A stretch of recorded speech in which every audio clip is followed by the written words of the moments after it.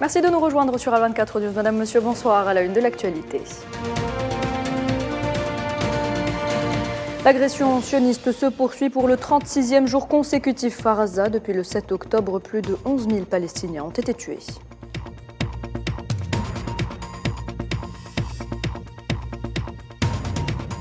Le système de santé à genoux à Gaza, l'absence d'électricité et d'oxygène dans les hôpitaux menace la vie de 38 nourrissons.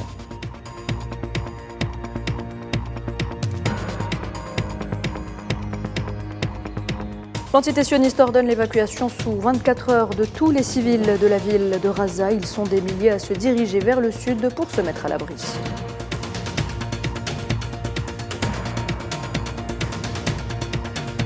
Et puis en Algérie, Nadir El-Arbaoui, nommé Premier ministre en remplacement à Ayman Ben Abdelrahman.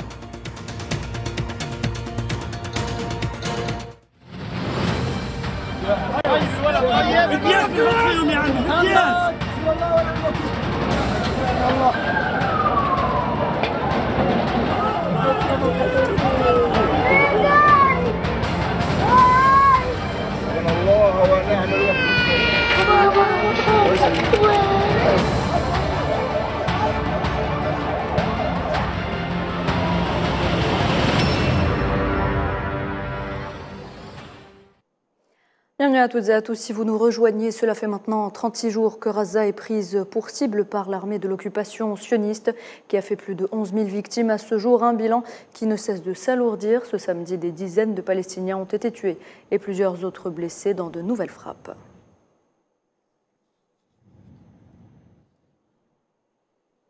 Et le camp de réfugiés de Jabalia a une fois de plus été ciblé par les frappes de l'occupant, causant une fois de plus des scènes de panique et faisant plusieurs morts et blessés.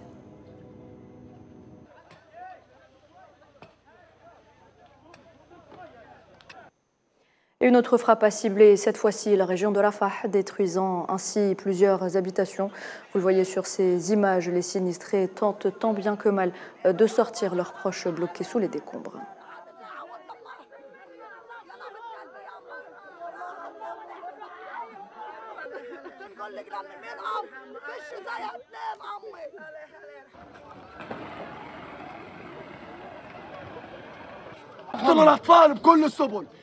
Ils tuent les enfants par tous les moyens, par les frappes, par l'eau polluée, par le manque de nourriture, mais tout cela ne nous dissuadera pas de résister et de défendre notre cause.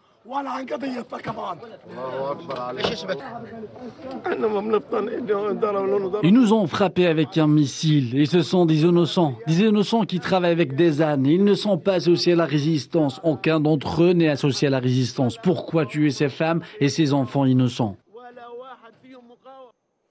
Les derniers chiffres du ministère palestinien de la Santé ont été revus à la hausse. 11 078 Palestiniens ont été tués depuis le début de l'agression sioniste contre Gaza le 7 octobre dernier.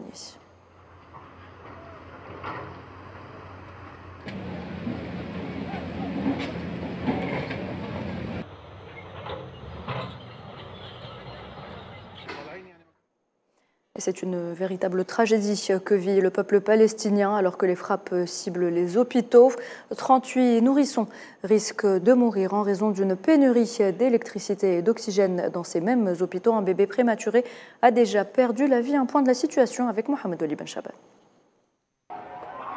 Dans une tragique situation qui met en lumière les défis auxquels est confronté le système de santé dans la bande de Gaza, de nombreux nourrissons se trouvent actuellement en danger de mort en raison du manque d'électricité et d'oxygène. La récente série d'attaques sionistes à proximité de l'hôpital Shifa a causé des dégâts considérables aux unités de soins intensifs. Les incubateurs et le chauffage nécessitent de l'électricité. Si ces bébés ne restent pas au chaud, ils mourront d'hypothermie et de froid. De plus, les médicaments utilisés pour les nouveau-nés dans cette salle ont tous été prescrits. Nous ne parlons pas de pénurie. Ils sont épuisés et il n'existe aucun médicament essentiel pour les yeux et les poumons des nouveau-nés. L'accès inadéquat aux ressources vitales et aux différents services a mis en péril la vie de nombreux nourrissons. Nous sommes actuellement dans l'unité de soins intensifs néonatales. Comme vous pouvez le constater, tous ces bébés dépendent d'appareils électriques et leur état est extrêmement critique. Ces bébés sont très vulnérables aux facteurs externes. Comme je l'ai mentionné, l'électricité sera coupée dans 8 heures. Ces bébés vont mourir. Il n'y a pas d'eau potable, même pour eux. Leur immunité est faible. Le manque d'eau potable entraînera des infections chez les bébés. Face aux attaques sionistes perpétrées, les Palestiniens ont lancé un cri d'alarme désespéré. En début d'après-midi, la situation s'est détériorée à un rythme alarmant. Les heures qui ont suivi la panne de courant ont aggravé l'état de santé des nourrissons hospitalisés. Le personnel médical, malgré des efforts héroïques, se trouve dans une situation déchirante, devant prendre des décisions difficiles sur la priorité des ressources très limitées. Et les enfants sont les principales victimes de cette épuration ethnique effectuée par l'occupant. Un enfant palestinien est tué en moyenne toutes les 10 minutes dans la bande de Gaza. Il s'agit là d'un chiffre donné par le directeur général de l'Organisation mondiale de la santé devant le Conseil de sécurité des Nations unies. C'était vendredi. Small children carrying burdens. Des petits-enfants portant des fardeaux qui briseraient les épaules d'hommes forts découvrent le sens de la mort avant d'avoir goûté à la vie. Ils grandissent au moment où tout ce qui les entoure s'effondre. La même souffrance qui a traumatisé ma génération et tourmente aujourd'hui encore une génération palestinienne. Nous avons souvent dit à cette époque que si le monde avait su, s'il avait été témoin de notre douleur, s'il avait vu tout le peuple se faire tuer et déraciner, il n'aurait jamais permis que cela se produise.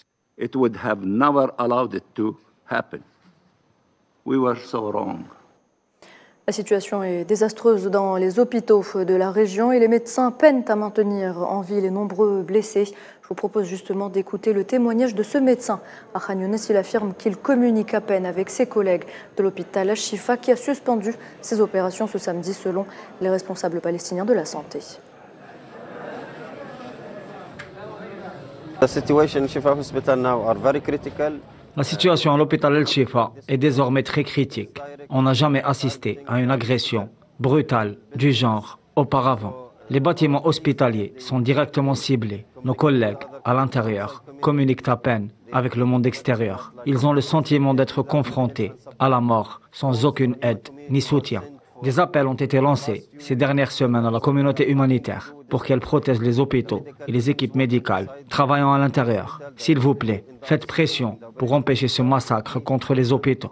Ils nous ont frappés avec un missile et ce sont des innocents qui travaillent avec des ânes. Ils n'ont jamais été associés à la résistance. Aucun d'entre eux n'est associé à la résistance. Pourquoi tuer ces femmes et ces enfants innocents ?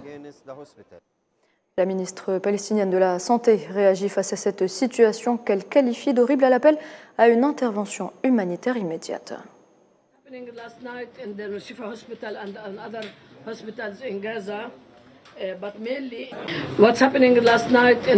Ce qui s'est passé la nuit dernière à l'hôpital Shifa et dans d'autres hôpitaux de Gaza, mais principalement à l'hôpital Shifa, est horrible. Il a été frappé par des tirs aériens, en particulier au 4e étage de la maternité, ainsi que sur la place principale, au rez-de-chaussée et à l'entrée de l'hôpital, où se trouvaient également de nombreux citoyens. Quand ils ont effectué la frappe aérienne au 4e étage, les panneaux solaires, en plus d'autres problèmes comme le manque de carburant, a fait que l'électricité a manqué et ça s'est répercuté directement sur le service, surtout le service dans les unités de soins intensifs. La ministre de la Santé qui a également affirmé que l'hôpital Al-Shifa avait subi des frappes au phosphore blanc. Hier soir, l'hôpital Shifa a subi une frappe aérienne selon ce qu'on vient de me confirmer au phosphore blanc. Et comme vous le savez peut-être, il s'agit d'un type d'arme qui n'est pas autorisé au niveau international. Nous demandons immédiatement l'intervention de la communauté internationale et des Nations Unies, car ce qui est fait actuellement contre les hôpitaux et le personnel médical dans la bande de Gaza est contraire au droit international, contraire à la Convention de Genève et va à l'encontre des décisions du Conseil de sécurité. Voilà, alors le système de santé à Gaza est à genoux. C'est ce que déclare le patron de l'OMS. Les couloirs des hôpitaux sont jonchés de blessés. Les morgues ne peuvent plus accueillir de dépouilles. Même les opérations chirurgicales se font sans anesthésie.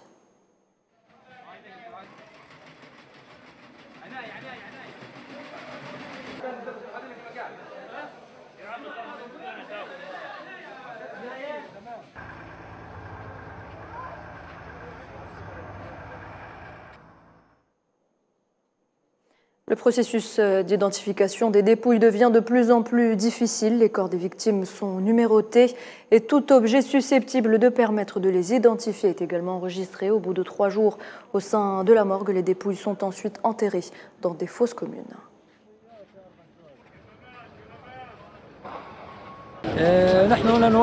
Il est difficile d'identifier les martyrs en raison des lourdes frappes aériennes et de l'afflux de martyrs à la morgue. Parfois, la famille d'un martyr ne parvient pas à l'identifier. Certains d'entre eux sont identifiés par leur famille. Parfois, leurs traits sont clairs, c'est pourquoi ils sont identifiés par leur famille. Nous enregistrons leur nom puis enterrés par leur famille. Parfois, nous recevons des parties de corps qui ne peuvent pas être identifiées par leur famille en raison des graves brûlures et des dommages causés au corps des martyrs par les frappes aériennes israéliennes.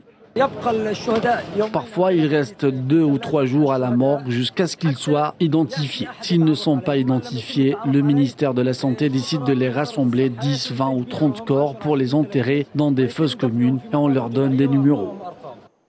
Et face à l'intensification des frappes, des milliers de Palestiniens quittent le nord de Gaza pour se mettre à l'abri dans le sud. L'entité sioniste a d'ailleurs ordonné l'évacuation sous 24 heures de tous les civils de la ville de Gaza. Une évacuation d'une telle ampleur est susceptible d'avoir des conséquences humanitaires dévastatrices. Les détails à Malamaziane Zetouni.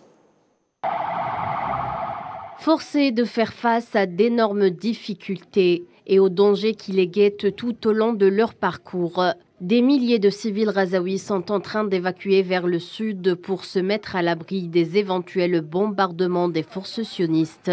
Sur la route de Salah ad-Din, longue de 45 km et qui traverse le nord et le sud de la bande de Gaza, principale voie de transport, est désormais devenue une voie de survie pour des dizaines de milliers de personnes évacuées. Ce voyage dangereux les oblige à marcher plus de 10 km depuis Gaza Centre, en passant par des dizaines de checkpoints sur la route de Salah ad-Din. Nous avons traversé la route entourée de soldats israéliens. Nous avons marché sur le côté droit avec nos cartes d'identité et les mains levées. Les soldats ont pointé leurs fusils sur nous. Si vous tournez à droite ou à gauche, ils vous prennent pour cible. En raison de l'interruption de l'approvisionnement en carburant dans la bande de Gaza, la population locale, y compris les personnes âgées et les enfants, ne peut pas se déplacer qu'à pied ou en calèche. En plus du voyage difficile et de la hausse des températures, ils sont également confrontés de temps à autre à la menace des frappes aériennes et d'explosions. La route était effrayante, des gens ont été blessés et nous ne pouvions rien faire. Ils sont juste morts sur la route. Les chars sionistes nous ont encerclés. Les soldats étaient à nos côtés et nous ne pouvions rien faire. Ils ont bombardé toute ma famille, ma mère, ma sœur, ma grand-mère et ma cousine. Mon père a été évacué pour se faire soigner, mais j'ai perdu toute trace de lui. Le voyage était trop difficile. Nous allions à pied et nous étions très fatigués. J'étais accompagné d'un vieil homme en fauteuil roulant et de mon oncle, très âgé lui aussi. Nous sommes allés dans une école de réinstallation de réfugiés dans la ville de Gaza. J'ai passé 10 jours dans un camp sur la plage. Les raids aériens sionistes étaient très proches de nous. Il y a eu un incendie dans le camp où nous étions logés, juste à côté de nous. J'étais très inquiet pour la sécurité des enfants. Horrifiés par cet énième ordre d'évacuation donné par l'entité sioniste à la population du nord de la bande de Gaza, des voix continuent de s'élever pour mettre fin au génocide perpétré à l'encontre des Palestiniens. Les Nations Unies qualifient l'ordre d'évacuation de crime contre l'humanité.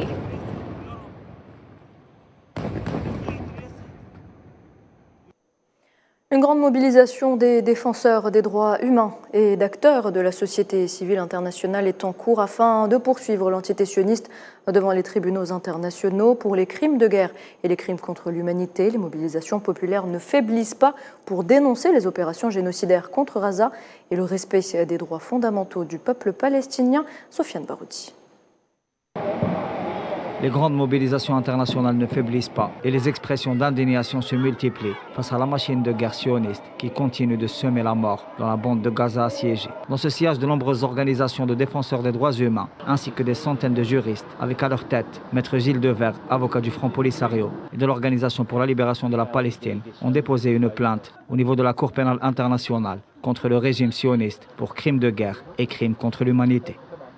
Face à l'immensité du crime qui vient d'être commis, que nous avons clairement qualifié de génocide, eh bien, il ne sera pas possible, devant l'évidence des preuves, devant la reconnaissance, j'allais même dire la revendication des preuves, il ne sera pas possible pour le procureur de laisser cette affaire sous le coude, d'autant plus que grâce aux 300 avocats que nous avons, qui ont été recrutés en une dernière 10 jours, ça s'est fait très très rapidement, et on sent que j'ai une poussée extraordinaire, ça vient de tous les pays. L'Algérie est magnifiquement représentée par son bâtonnier et par Maître Beni Saad, qui est le président de la Ligue algérienne des droits de l'homme. Donc tout ça, ça pousse beaucoup, et le procureur va recevoir un encouragement considérable avec cela. Je viens d'apprendre ce soir que la Belgique, nous avions lancé hier un appel en disant l'une des difficultés du procureur, c'est qu'il dit j'ai pas le budget pour faire l'enquête. Et ben je viens d'apprendre que la Belgique a décidé de verser 5 millions d'euros à la Cour pour pouvoir enquêter sur l'affaire de Palestine. J'appelle d'autres États à en faire autant.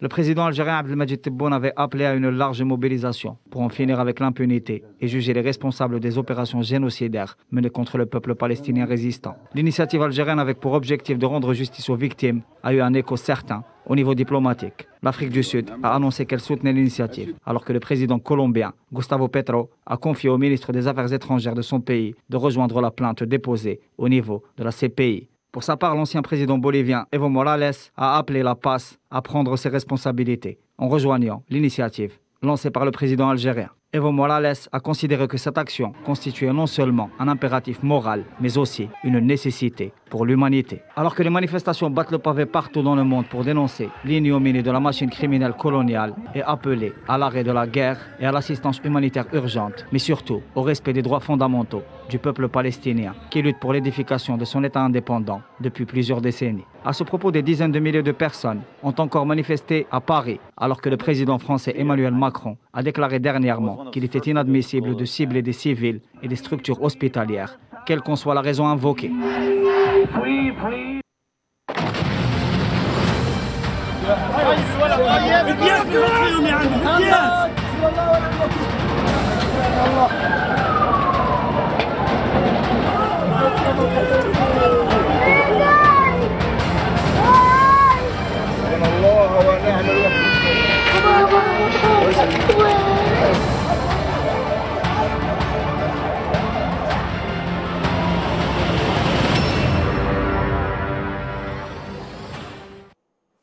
L'actualité de ce samedi est également marquée par ce remaniement au sein du gouvernement algérien. Le président Abdelmadjid Tebboune a nommé Nadir El-Arbaoui Premier ministre en remplacement à Ayman Ben Abdelrahman. Le président Tebboune a également nommé Boualem Boualem, le conseiller auprès du président de la République, chargé des affaires juridiques, des affaires judiciaires, des relations avec les institutions, des enquêtes et des habilitations au poste de directeur de cabinet de la présidence de la République par intérim.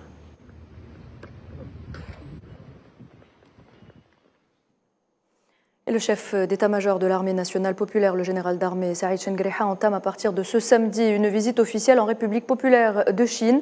Cette visite s'inscrit dans le cadre du renforcement des liens d'amitié et de coopération entre l'armée nationale populaire et l'armée populaire de libération chinoise. Elle permettra aux deux parties d'examiner les questions d'intérêt commun et les moyens permettant le renforcement des relations de coopération militaire entre l'Algérie et la Chine.